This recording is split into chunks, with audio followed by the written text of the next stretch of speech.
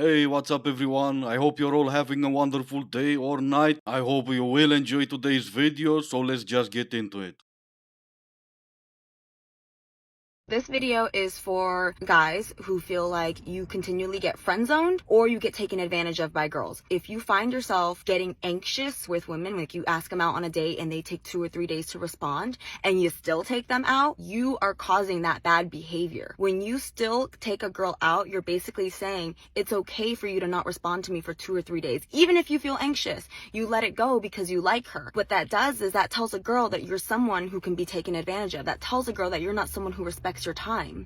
And so she's not going to see you as a viable partner because she knows that she can get away with bad behavior. I say this as a woman who has done this before, who has been in a position where if a man doesn't make me respond, I'm not going to, and I'm going to say yes when it's convenient to me. To be a high value man, you need to start treating yourself as one, and your time and your feelings are the most valuable. So if you start to feel anxious, you can tell a girl, hey, that doesn't work for me. I'm happy to take you out on that date, and waiting 2 or 3 days to respond to me doesn't work for me. If you want to date me, I'm gonna need you to communicate better. All this girl could have said is, hey, I don't know yet. I'll let you know in 2 or 3 days. That would have allowed you to feel more at ease and know that she's not leading you on. Men, do not let that slide with women. She is 100% right. One thing I will add though, your greatest ability is the ability to say no. Some might accept what she said at the end. I'm not sure, I will let you know in 2 or 3 days. For me, that doesn't exist. It's perfectly fine that you're not sure now, but that makes me sure that I'm not gonna wait 2 or 3 days for you. But that's just me. I could be weird about this. Again, it's just me.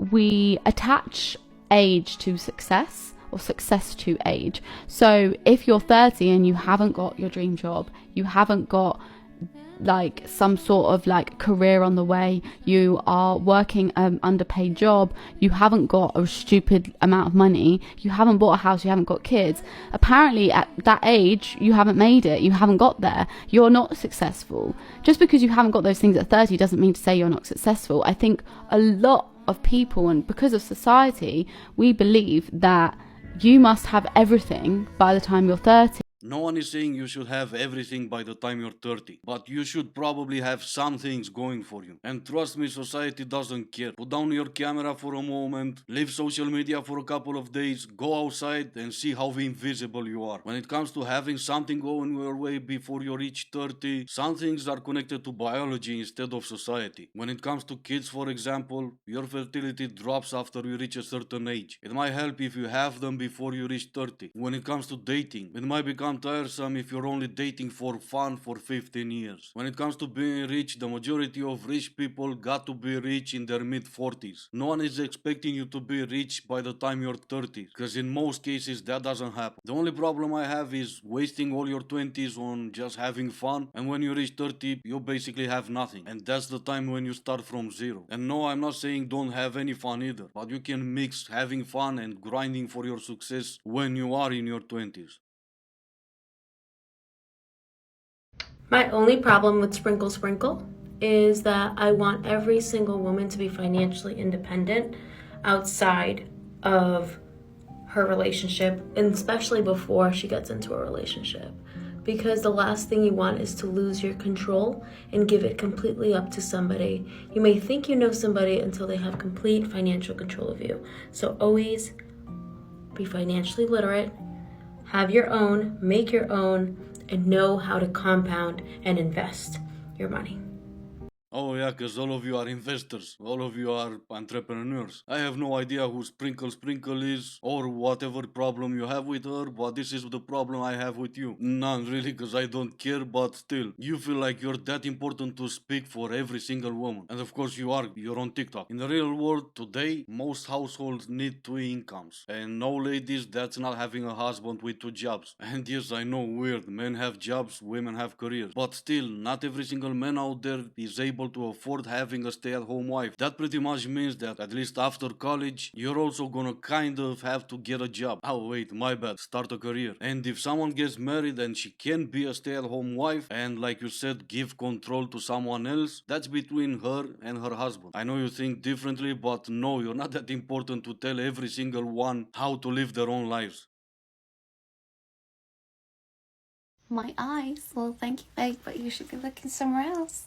I was, but I had to pretend I wasn't because some people say that would be wrong. Apparently, for that guy who left that comment looking at your eyes, you haven't made it that obvious that you have an OF account. I am trying to make it that obvious that you would be better off finding your soulmate in a club instead of TikTok, but not a lot of people are watching my videos, and that's fine. At least I can be proud that the ones who do don't go on TikTok complimenting OF content creators' eyes. Left my Arab boyfriend for 1 minute and he is already flirting with another girl while you didn't brush your teeth. Genuine question. Butt or boobs? I want to know the answer. I feel like this is a big debate. Yeah, sorry, we're still not paying. But I'm gonna pretend you asked a genuine question, so here's a genuine answer. I already know some of you said both, obviously. Well, if that's the case, just know you're wrong. Yes, I know everyone has their preferences, everyone has their own opinion. You're still wrong. You're a feminist doing OnlyFans, that's empowering, yet you're relying on creepy, disgusting men who think you are disgusting and trash to ironically pay your bills, which is probably the most degrading thing in the entire world.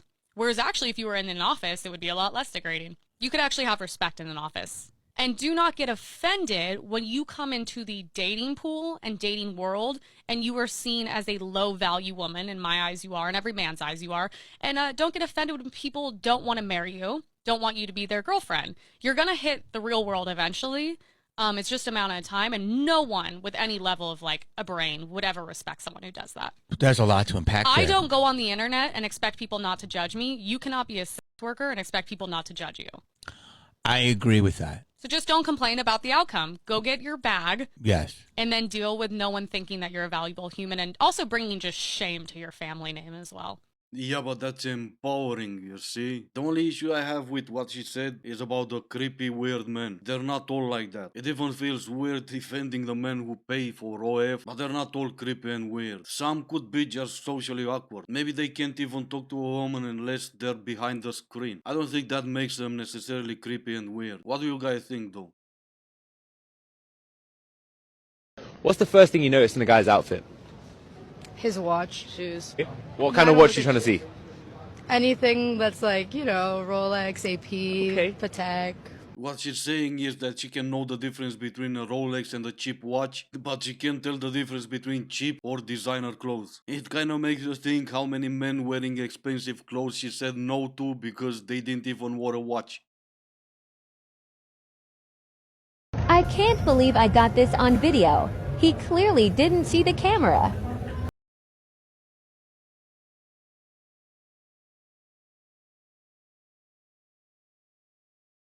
Congratulations, you're just another idiot posting a video while inside a gym trying to act like the men around you are creepy. When the video started, the guy was not even looking your way. And from the time he started looking your way, at you or at the camera, and the time he looked away again, it lasted for 4 seconds. Yes, I counted. There are so many reasons why he could have looked your way, but even if he did look at you, it was still for 4 seconds, and guess what? People do look at each other. You should know better, because you're the one recording yourself all the time, posting videos so other people can look at you.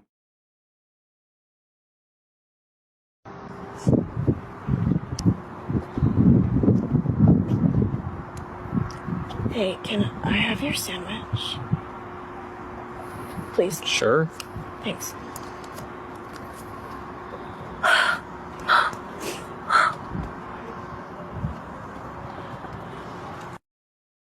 Hey, bro, is this you?